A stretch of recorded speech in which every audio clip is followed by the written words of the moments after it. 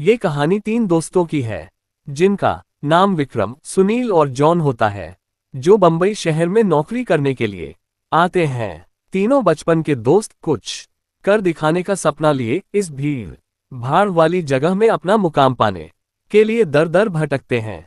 उन्हें कोई भी रास्ता नजर नहीं आता। अपने छोटे से गांव में रहकर कॉलेज की पढ़ाई करने वाले सुनील और विक्रम ने कभी सोचा भी नहीं था कि सफलता पाने के लिए इतना दर्द झेलना पड़ता है। वहीं जॉन अपने पापा के बिजनेस में पहले से ही संघर्ष कर चुका था, जिस वजह से उसे इन सब चीजों की आदत सी हो गई थी। जॉन अच्छे से जानता था कि सफलता इतनी आसानी से नहीं मिलेगी, क्योंकि उसने अपने पापा को दिन रात मेहनत करते हुए देखा था। तभी तीनों को सुबह से भटकते भटकते शाम हो जाती है, लेकिन न कोई नौकरी और न ही कोई रहने का ठिकाना उनके हाथ लगता। तीनों मायूस होकर एक छोटे से होटल में खाना खाते हैं। दरअसल उनके पास कोई खास पैसे भी नहीं होते, वह तो सिर्फ अपनी 1-2 दिन की व्यवस्था बनाकर निकले थे। उन्हें लगा था कि आते ही उनके साथ कोई चमत्कार होगा और उनको नौकरी मिल जाएगी। तीनों एक बिल्डिंग के पास पहुंच जाते हैं। कुछ देर बाद सभी बिल्डिंग के गेट के पास बैठ जाते हैं। 1-2 घंटा बैठे हुए गुजर जाते हैं। तभी बिल्डिंग के चौकीदार की नजर उन पर पड़ती है और वह जोर की आवाज में उन्हें डांटते हुए कहता है, कौन हो तुम लोग, यहाँ क्यों बैठे हो? तीनों अजनबी, शहर में किसी को पहचानते नहीं और न ही उनका कोई ठिकाना है। तीनों अपनी जगह पर जल्दी खड़े हो जाते हैं और अपनी बात चौकीदार को बताते हैं। चौकीदार को तीनों की हालत देखकर उन पर तरस आता है। उसे एहसास होता है कि कुछ सालों पहले ऐसे ही वह काम मांगने आया था, तब किसी ने उसे सहारा दिया था और आज कम से कम वह इतने बड़े शहर में छोटे से काम के साथ जीवन यापन कर पा रहा है। जॉन उन तीनों में थोड़ा समझदार होता है। वह चौकीदार से कहीं रहने के जुगाड़ की बात कहता है, क्योंकि उसे पता है कि अभी उनकी हालत किराया देने की नहीं है, तो उन्हें कोई किराया से कमरा क्यों देगा।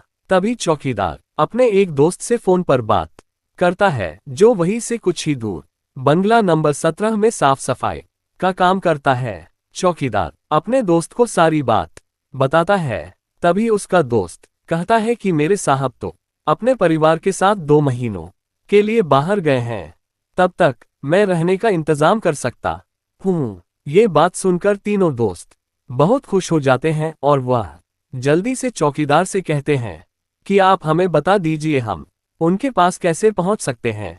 प्रश्नवाचक चिन्ह। चौकीदार कहता है कि वह बंगला थोड़ा दूर है, रात को वहां कोई टैक्सी ऑटो भी नहीं मिलेगा।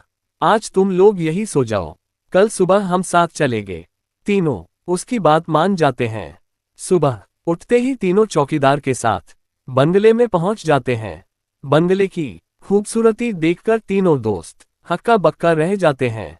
उन्हें यकीन ही नहीं होता कि उन्हें इतने अच्छे बंगले में रहने का मौका मिलेगा। बंगले का नौकर तीनों दोस्तों को गेस्ट रूम में ले जाता है। तीनों दोस्त रूम में पहुंचकर राहत की सांस लेते हैं। जल्दी से तीनों नहाकर तैयार हो जाते हैं और काम की तलाश में निकल जाते हैं। अब रहने का तो ठिकाना लग चुका था, तलाश थी केवल अच्छे काम की, जिससे उनका गुजारा चल सके। लेकिन आज भी उनके साथ वही होता है। सुबह से शाम हो जाती है, लेकिन तीनों हताश होकर वापस अपने स्थान आ जाते हैं। नौकर तीनों के लिए खाने का इंतजाम करके रखता है, जिससे उन्हें बहुत ही राहत मिलती है। आज तीनों दोस्तों के लिए बंगले की पहली रात होती है। रात को 12 बजते ही अचानक विक्रम की नींद खुल जाती है और वह अपने आप को बंगले के तहखाने में पाता है, जहां पुराना सामान इकट्ठा करके रखा हुआ था। उसे समझ में नहीं आता कि वह यहाँ कैसे पहुंचा। तभी वह घबराहट में अपने दोस्तों को आवाज लगाता है, लेकिन किसी को कुछ सुनाई नहीं देता। तभी उसके कानों में सब कुछ सुनाई देना बंद हो जाता है और सिर्फ एक औरत के रोने की आवाज जाती है। विक्रम चिल्लाकर पूछता है, कहाँ हो तुम, क्यों रो रही हो?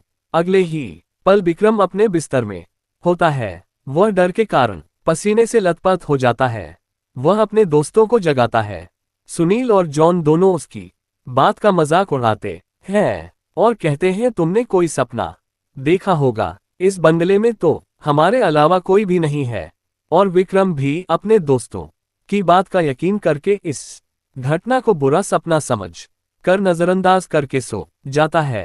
सुबह उठते ही तीनों दोस्त फिर से तैयार होकर काम ढूंढने निकल पड़ते हैं, लेकिन जैसे ही वह बंगले के गेट से बाहर निकलते हैं, अचानक कोई औरत आकर विक्रम को चिट्ठी देती है, जिसमें लिखा होता है, तुम इस पते पर जाओ तो काम मिल जाएगा। और औरत अचानक भागते हुए उनकी नजरों से ओझल हो जाती है। तीनों दोस्त की सोच में पड़ जाते हैं कि हमें काम की जरूरत है। यह इस औरत को कैसे पता, लेकिन तीनों को काम की बहुत जरूरत होती है।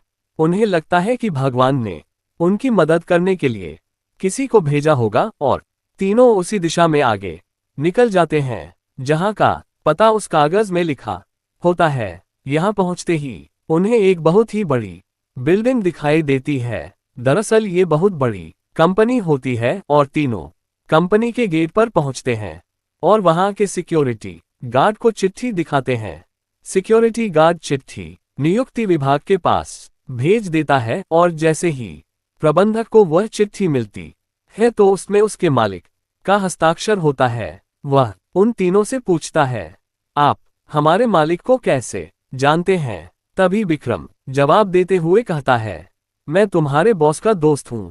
अब प्रबंधक के पास इनको काम न देने के अलावा कोई विकल्प नहीं होता। इस कंपनी के मालिक का हस्ताक्षर जो उस चिट्ठी पर मौजूद था। कंपनी के मालिक 7 दिनों की ट्रिप पर विदेशी कंपनियों के दौरे में थे और उस बीच उनसे कोई संपर्क नहीं था, इसलिए प्रबंधक ने उन तीनों को काम पर रख लिया और अपने साथ उन्हें काम की जगह दिखाने ले गया। लेकिन विक्रम अचानक ही दूसरे रास्ते की तरफ मुड़ जाता है और वह सीधे बॉस के चैम्बर के सामने पहुंचता है और दरवाजे के ताले को पासवर्ड से खोल देता है।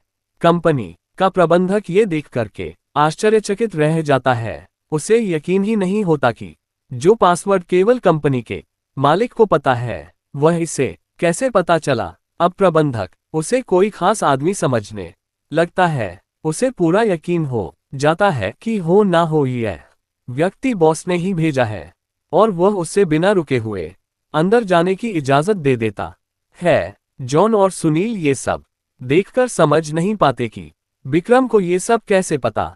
तभी अचानक विक्रम सभी को बॉस के चेंबर से बाहर जाने को कहता है और चेंबर का दरवाजा बंद कर देता है। कुछ ही घंटों के बाद प्रबंधक को बॉस का फोन आता है और बॉस प्रबंधक से पूछता है कि मेरे कंप्यूटर को किसी ने इस्तेमाल किया था।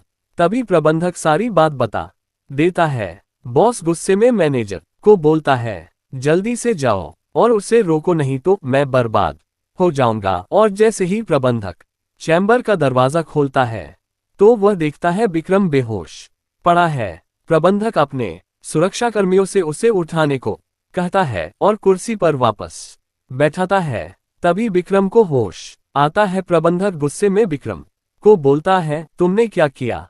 प्रश्नवाचक चिन्ह। मेरे बॉस बहुत नाराज है। लेकिन विक्रम को कुछ याद नहीं कि वह अपने बंगले के गेट से यहाँ तक कैसे आया है। दरअसल वह बंगला पहले उसी बॉस का होता है और बॉस ने बंगले को अपने ऑफिस की एक लड़की के लिए खरीदा था और कभी कभी साथ रहता था, जो कि उसके कंपनी में काम करती थी। बॉस पहले से ही शादीशुदा था और यह बात अच्छे से जानता था कि एक ना एक दिन वह लड़की उसके लिए खतरा बन सकती है, इसलिए वह उसकी निजी अश्लील वीडियो रिकॉर्ड कर लेता है। और जब एक दिन लड़की को ये बात पता चलती है तो दोनों में खींचातानी करते हुए लड़की के सर में चोट लग जाती है और वह दम तोड़ देती है। बॉस बंगले के गार्डन में ही लड़की को दफना देता है और लड़की की मौत के साथ ही उसका राज दफन हो जाता है।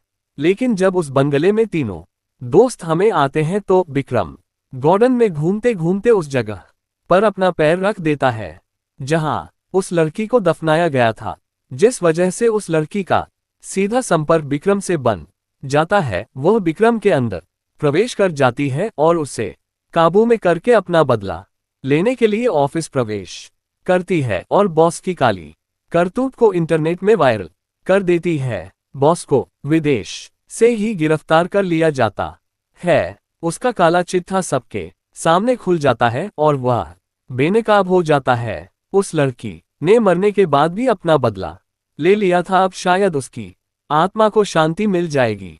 तीनों दोस्त उस बंगले को बुरा सपना समझकर भूल जाते हैं और इस दर्दनाक भूतिया कहानी का अंत हो जाता है।